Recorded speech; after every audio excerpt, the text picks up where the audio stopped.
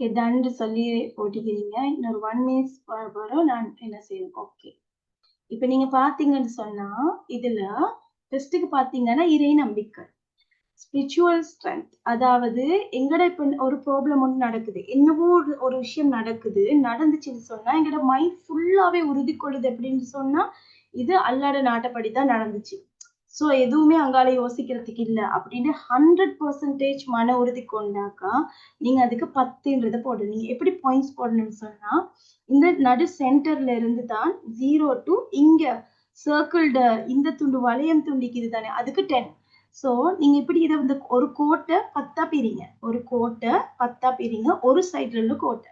So உங்களுக்கு இந்த கோடுகளை 10ஆ பிரிச்சதுக்கு பிறகு 6 கோடையும் 10 10ஆ பிரிச்சதுக்கு பிறகு நீங்க இறை நம்பிக்கைன்னு போட்டிக்கிறதுல எப்படி பாயிண்ட்ஸ் பண்ண போறீங்கன்னு சொன்னா உங்களுக்கு 100% கான்பிடென்ட் இருக்குது அப்படின்னு சொன்னா ஒரு சம்பவம் நடந்துருச்சு ஏதோ ஒன்று அது நெகட்டிவா நடந்துருச்சுனாலும் பாசிட்டிவா நடந்தாலோ இது அல்லாஹ்ட நாட்டப்படி தான் நடந்துச்சு அப்படின்னு 100% இதாக்குறீங்கன்னா நீங்க 10ன்ற புள்ளிய போடணும்.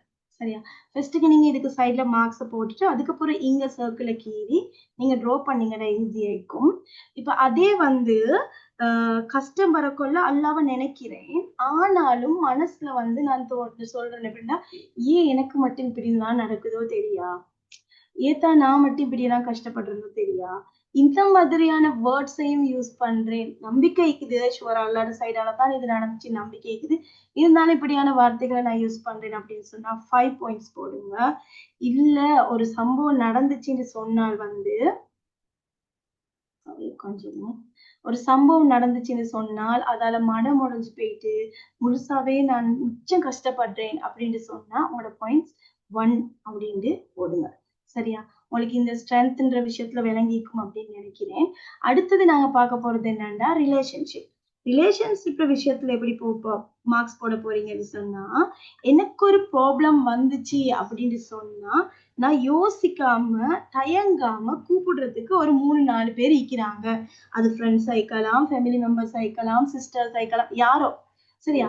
எனக்கு ஒரு ப்ராப்ளம் ஒன்று வந்துச்சுன்னு சொன்னா நான் தயங்காம கூப்பிடுறதுக்கு எனக்கு ஆட்கள் இருக்கிறாங்க.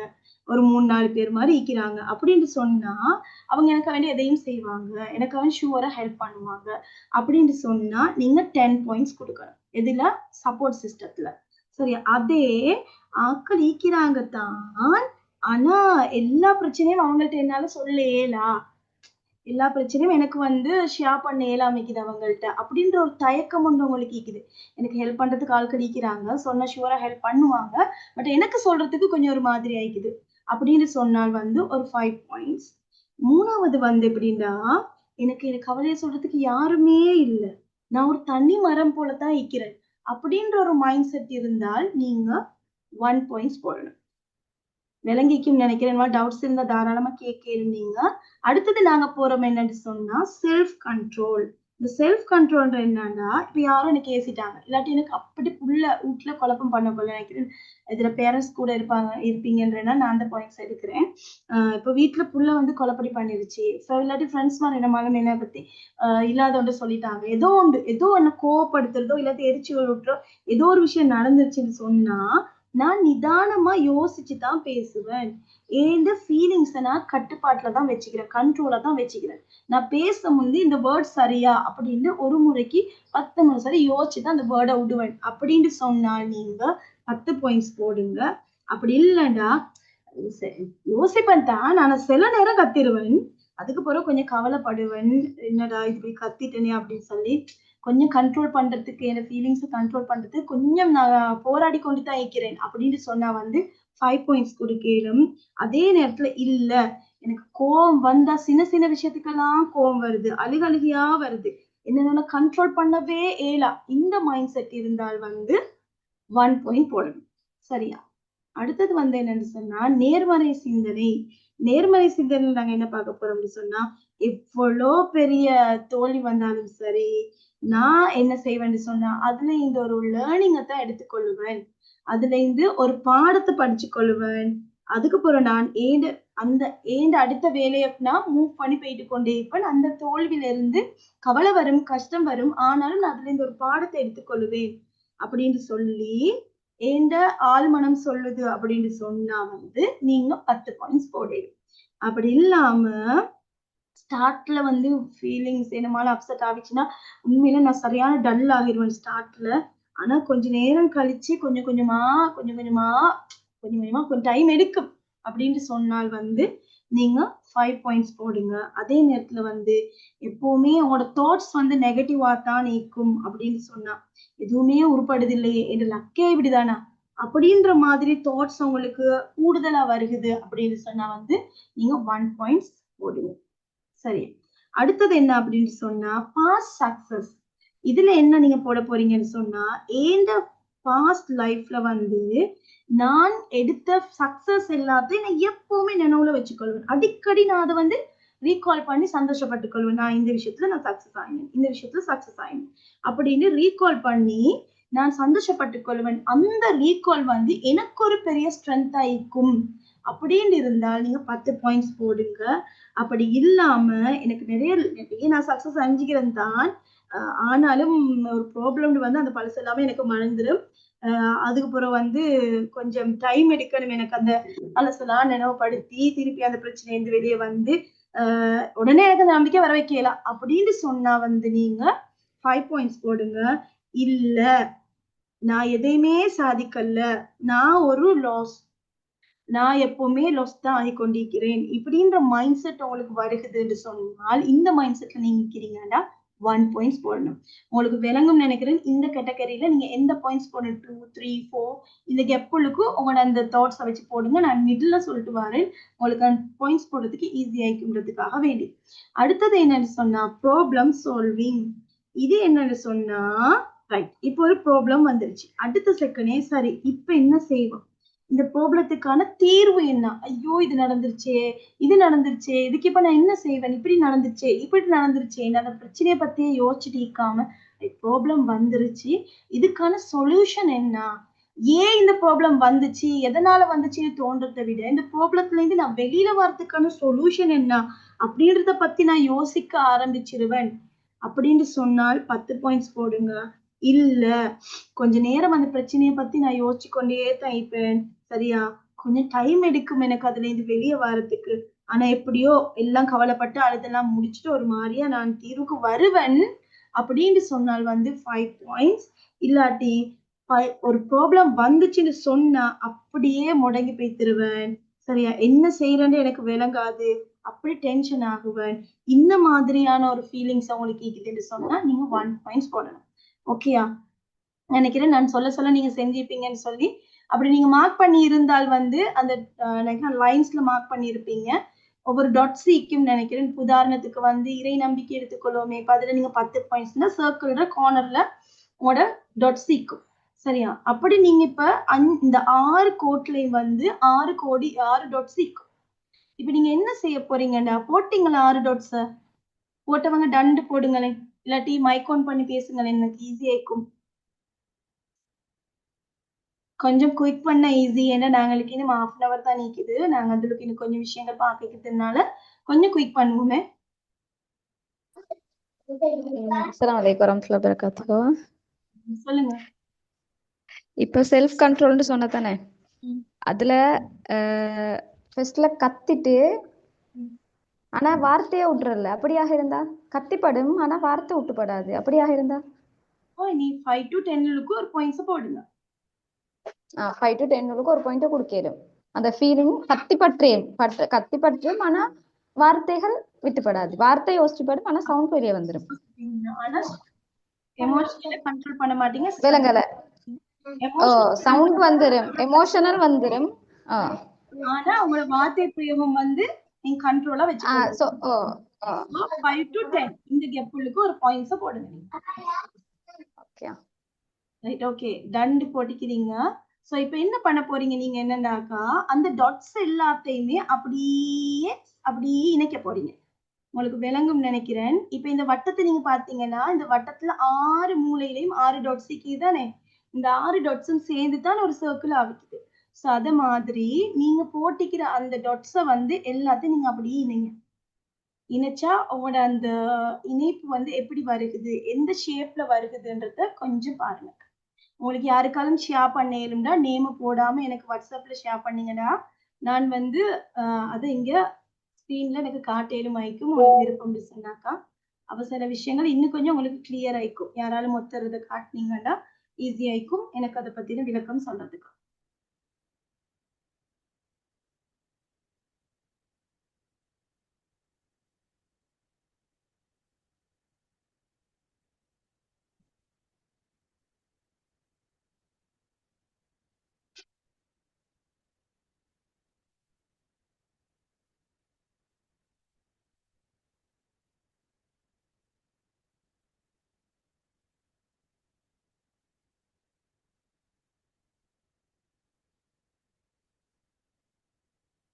ஷேர் பண்றீங்களா யாராவது? சரி, ஓகே. நான் சொல்றேன் என்னன்னா உங்களோட சர்க்கிளை பார்த்தா உங்களுக்கு விளங்கும். எப்படின்னு சொன்னா வந்து அது யாரையெல்லாம் இப்ப சர்க்கிளாவே வந்திக்குது, யாரையெல்லாம் வேற வேற ஷேப்ல வந்திக்குதுன்னு உங்களுக்கு விளங்கும்.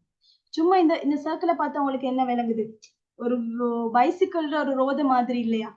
பைசிக்கிள்ற வந்து ஒரு அந்த ரிம் மாதிரி இல்லையா? இந்த ரிம் வந்து சர்க்கிளா இல்லாம வேற மாதிரி ஷேப்ஸ்ல இருந்தால் எங்களுக்கு பைசிக்கிளை ஓட்டையிலும் ஆயிக்குமா? Please reply. பைசிக்கிள் ஓட்டையிலும் ஆயிக்குமா எங்களுக்கு? நீங்க மைக் ஆன் பண்ணி பேசாட்டி பிரச்சனை இல்ல. தாராளமா chat பாக்ஸ்ல நீங்க மெசேஜ் பண்ணேலும். நீங்க ரிப்ளை பண்ணாதான் எனக்கு அதுக்கான ஆன்சர் கிடைக்கும்.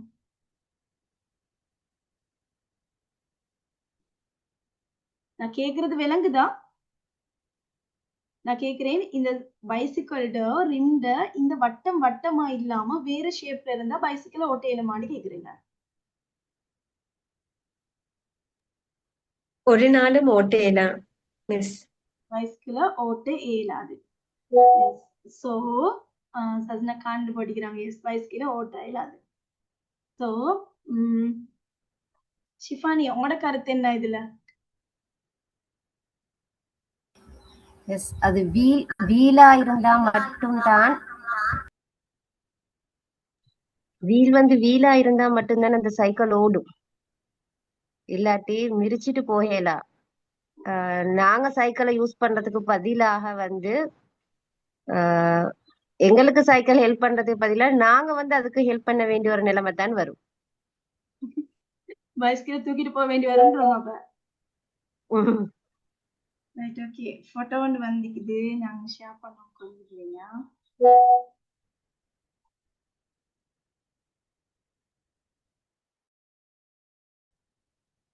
உங்களுக்கு chat பாக்ஸ்லயுமே உங்களோட போட்டோஸ் வந்து அப்லோட் பண்ண விருப்பமா இருந்தா போடலாம். இந்த போட்டோ விளங்குதா ஷிஃபானி? ஸ்கிரீன்ல விளங்குதா? இல்ல,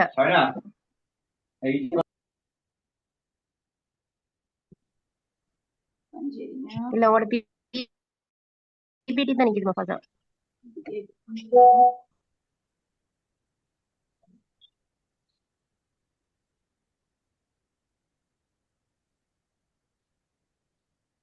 நான் நினைக்கிறேன் நீங்க பிபிடியை மினிமைஸ் பண்ணிட்டு தான் காட்ட வேண்டி வரும்.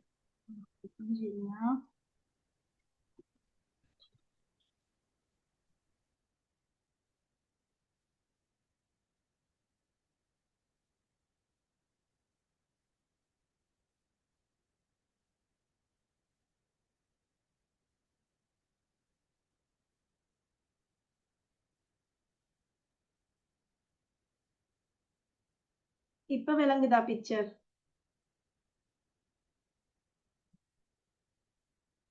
இந்த பிக்சர் உங்களுக்கு விளங்குதா? ரைட். ஓ, விசிபிள். இந்த பிக்சரை பாத்தீங்கன்னா உங்களுக்கு விளங்குது ஓரளவுக்கு 100க்கு ஒரு 90% ஓகே பண்ணலுமே நான் சிஃபானி. எஸ். இத பாத்தீங்க 100க்கு 90% ஓகே பண்ணலும். பட் இதுல நேம்ஸ் எல்லாம் மாஷா அல்லாஹ் அல்ஹம்துலில்லாஹ். உங்களுக்கு இந்த சர்க்கிளை பார்த்தா உங்களுக்கு உங்களை நீங்க செல்ஃப் அனலைஸ் பண்ணி கொள்ளையிலும் எந்த இடத்துல வந்து சர்க்கிள் கீழே ஆகுது அப்படின்னு. இப்ப உங்களுக்கு விளங்கும் உங்களோட லைஃப்ல இந்த ஸ்ட்ரெஸ்ன்னு சொல்றோமே, இந்த ஃபீலிங் எல்லாம் கஷ்டமாயிக்குது, எல்லாத்துக்கும் காரணம் என்ன அப்படின்னு. சோ இந்த வீல் ஆஃப் இந்த எங்களோட மன உறுதி எந்த அளவுக்கு இருக்குது அப்படின்றது வந்து இதுல இருந்து விளங்கும். இந்த 6மே எங்களுக்கு 10க்கு 10 எடுக்க ஏழுமா இருந்தால் வந்து எங்களோட மன உறுதி நல்ல ஒரு கன்ஃபார்மான நிலைமையில இருக்குதுன்னு அர்த்தம். அதுக்குன்னு சொல்லி ஃபீல் பண்றது இல்ல. நாங்க எங்களை சேஞ்ச் பண்ணிக்கொள்ள இயலும். நாங்க இதை செய்யறதுக்கு ரீசன் என்னன்னா எங்களை பத்தி எங்களுக்கான ஒரு அனலைசிங் தெரியணும் அப்படின்றதுக்காக வேண்டி, நாங்க எந்த அளவு மன உறுதியில இருக்கிறோம் அப்படின்றது எங்களுக்கு தெரிஞ்சு கொள்ளறதுக்காக வேண்டிதான் இந்த சர்க்கிள். நீங்க இதை எதை எதை உங்களுக்குள்ள வளர்த்து கொள்ளணும், எதுல நீங்க சேஞ்ச் பண்ணி கொள்ளணும் அப்படின்றது வந்து உங்களுக்கு விளங்கும். உறவை பலப்படுத்தி கொள்ளணுமா, அப்படி இல்லைன்னு சொன்னா வந்து உங்களோட ஃபீலிங்ஸை கண்ட்ரோல் பண்ணணுமா, எதுல கூட்டிக் கொள்ளணும் அப்படின்றது வந்து உங்களுக்கு விளங்கும் அப்படின்னு நினைக்கிறேன் நான். குட்.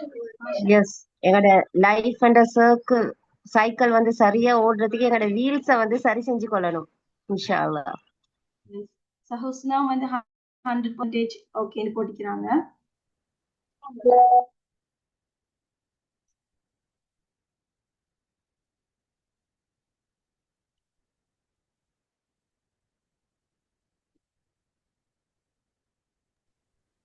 சிஸ்டர் இன்ஷா அல்லாஹ் நீங்க அந்த போட்டிக்கிறீங்க தானே, எல்லாத்துலயும் வந்து 5 மாதிரி தான் கிடைச்சிக்கிண்டு எப்படி இம்ப்ரூவ் பண்ணலாம்ன்றத வந்து இன்னும் கொஞ்சம் இருந்து யோசிச்சு எதை ஃபோக்கஸ் பண்ணணும், என்ன ஏரியாவை இம்ப்ரூவ் பண்ணணும்னு யோசிச்சிங்கன்னா இன்ஷா அல்லாஹ் உங்களோட வீலும் வந்து பெர்ஃபெக்டா வரும். இப்போ உங்களுக்கு ஒரு ஐடியா கிடைச்சிருக்கு எப்படி இருக்கிறீங்கன்றத, ஸோ இம்ப்ரூவ் பண்றதுக்கான மெத்தட் இன்ஷா அல்லாஹ் பாருங்க.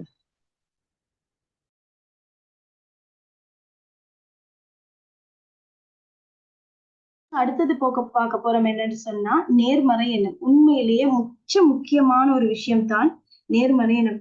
இன்னைக்கு வந்து வேர்ல்ட்ல முக்கியமா பேசப்பட்ட ஒரு விஷயம் தான் என்னன்னு சொன்னா law of attraction.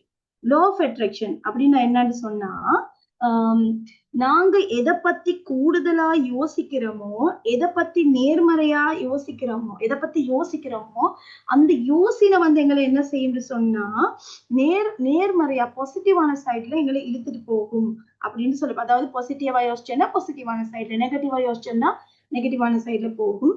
Law of அட்ராக்ஷன்றது தான் இதை சொல்லுவோம். அதாவது எங்களோட வாழ்க்கையில நடக்கிற ஒவ்வொரு விஷயமும் எப்படின்னா எங்களோட எண்ணத்தை பொறுத்து தான் நடக்குது அப்படின்னு சொல்லலும்.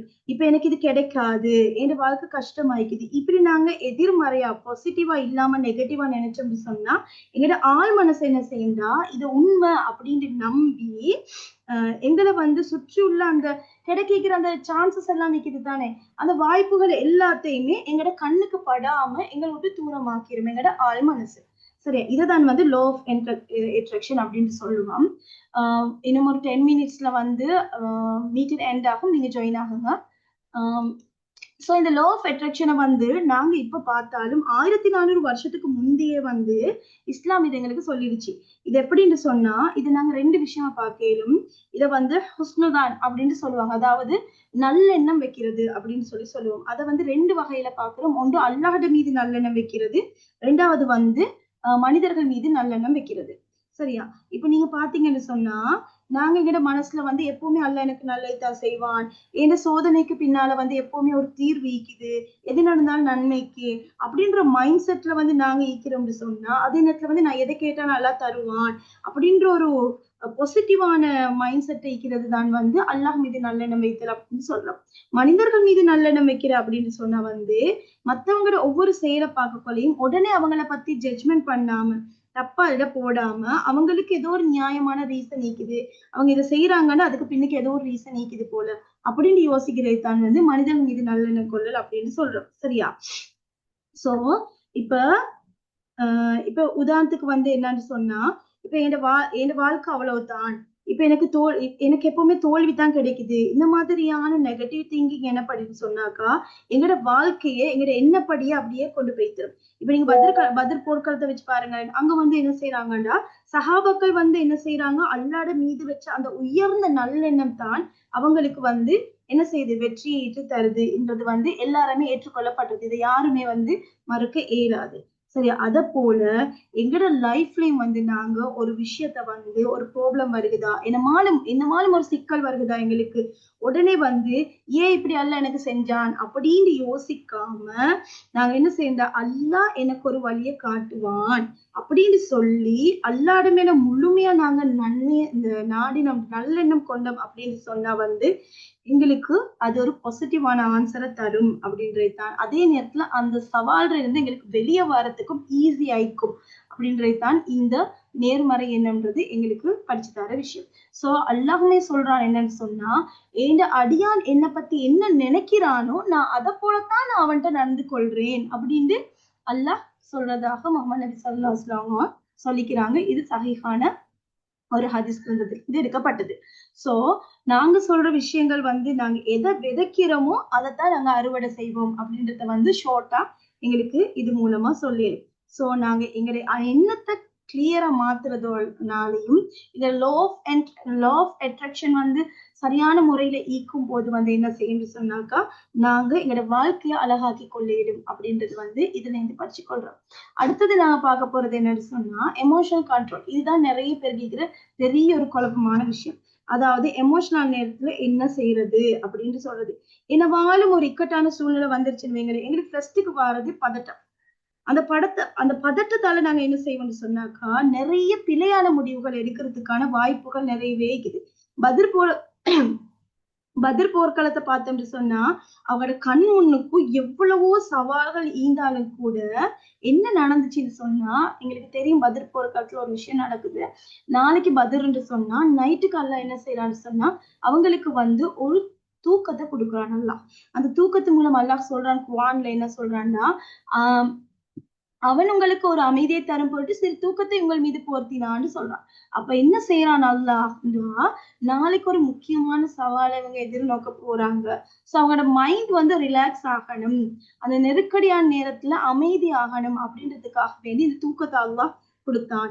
அதாவது இன்னைக்கு நாங்க பார்த்தோம்னு சொன்னா எங்கட இந்த சைக்காலஜில சொல்லப்படுற அந்த விஷயத்தை தான் இப்ப நாங்க சைக்காலஜில சொல்றோம். அதாவது அல்லாஹ் அப்ப தூக்கத்தை கொடுத்து அவங்களுக்கு ஒரு மைண்ட்ஃபுல்னஸ் கொடுத்தான்.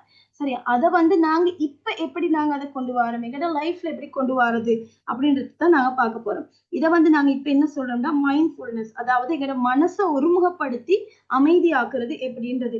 இப்ப எங்களுக்கு ஒரு பெரிய ஸ்ட்ரெஸ் வருகுதுன்னு வைங்களேன், அப்ப நாங்க என்ன செய்ய போறோம்னு சொன்னாக்கா நாங்க கோவப்பட கொள்ள உடனே ரியாக்ட் பண்ணாம ஒரு கொஞ்ச நேரம் அமைதியா இருந்தோம்னு சொன்னா எங்கட மூச்சை நாங்க டீப் பிரீத் பண்ணினோம்னு சொன்னா எங்களுக்கு ஈஸி ஆயிக்கும். எப்படின்னு சொன்னா கோவத்தை பொறுத்தவரையில அது ஒரு 1.5 minutes 90 செகண்ட் தான் அந்த கோவத்துக்கான மெயின் ரீசன். அந்த 90 செகண்டை நாங்க எப்படி மெயின்டைன் பண்றோம் அப்படின்றது தான் எங்களை அந்த கோவத்தை கண்ட்ரோல் பண்றதுல இருக்குது. சோ அந்த 90 செகண்ட்ல நாங்க அதை கண்ட்ரோல் பண்ணினோம்னு சொன்னால் அடுத்தது எங்களால நிதானமா முடிவெடுக்க முடியுமா இருக்கும். சரியா? சோ இந்த வகையில பார்த்தோம்னு சொன்னா டீப் பிரீத்திங், பிரீத் பண்றதுல நிறைய டெக்னிக்ஸ் இருக்குது. ஸ்ட்ரெஸ் ரிலீஃப் பண்றதுக்கு இதுல ஒரு 6 டெக்னிக்ஸ் பாத்தீங்கன்னா உங்களுக்கு விளங்கும். நான் ஷோர்ட்டா டக்குன்னு இதை சொல்லி முடிக்கிறேன். பாக்ஸ் பிரீத்திங், ஏன்னா இப்ப டைம் போதாது எங்களுக்கு, அதனால கொஞ்சம் குயிக்கா முடிக்கிறேன். பாக்ஸ் பிரீத்திங் அப்படின்னு சொன்னா என்னன்னு சொன்னாக்கா ஒரு பாக்ஸ் ஷேப்ல ஸ்கொயர் ஷேப்ல 4 செகண்ட்ஸுக்கு நாங்க அப்படியே மூச்சு உள்ளுக்கு எடுத்து ஹால்ட் பண்ணிட்டு அதுக்கப்புறம் 4 செகண்டுக்கு போறோம் நாங்க எக்ஸைல் பண்றது, இன்ஹேல் பண்ணிட்டு திருப்பி எக்ஸைல் பண்றது. இதுதான் பாக்ஸ் பிரீத்திங் சொல்லுவாங்க. அடுத்தது 4-7-8 பிரீத்திங் அப்படின்னு என்னன்னு சொன்னா இது ஒரு மூச்சை 4 நிமிஷம் உள்ளுக்கு அப்படியே எடுத்து அப்படியே ஸ்டாப் பண்ணி வச்சுட்டு, அதாவது மூச்சை இழுக்கக்குள்ள ஒரு 4 செகண்டுக்கு இழுக்கணும். ரிலாக்ஸா உள்ளுக்கு அப்படி 4 செகண்ட் அளவுக்கு உள்ளுக்கு இழுத்து உள்ளுக்கு ஒரு 7 செகண்டுக்கு அப்படியே ஸ்டாப் பண்ணி வச்சுட்டு அடுத்தது 8வது செகண்ட்ல இருந்து அப்படியே வெளியே முள்ள மூச்சு விடணும். இது அடுத்த மெத்தட்.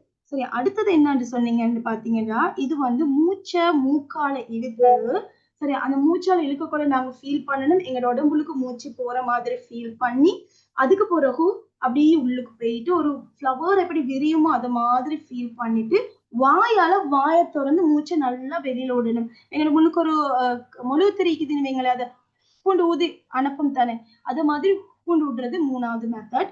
4வது மெத்தட் பாத்தீங்க அப்படின்னு சொன்னா ஒரு கைய நெஞ்சிலையும் இன்னொரு கைய வயிற்றுலையும் வச்சுட்டு மூச்சை இழுக்க கொள்ள எங்களுக்கு விளங்கும். இந்த வயிறு மட்டும் பெலூன் போல இப்படி முன்னுக்கு வர்றது விளங்கும்.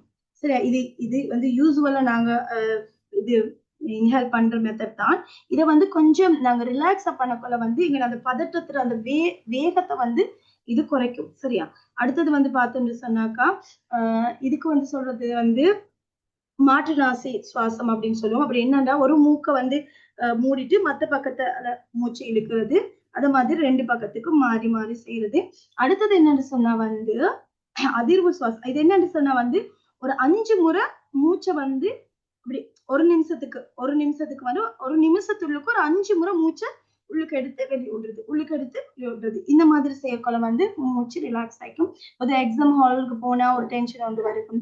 என்னமாலும் ஒரு சடனா ஒரு விஷயம் கேள்விப்பட்ட ஒரு டென்ஷன் வருகும்.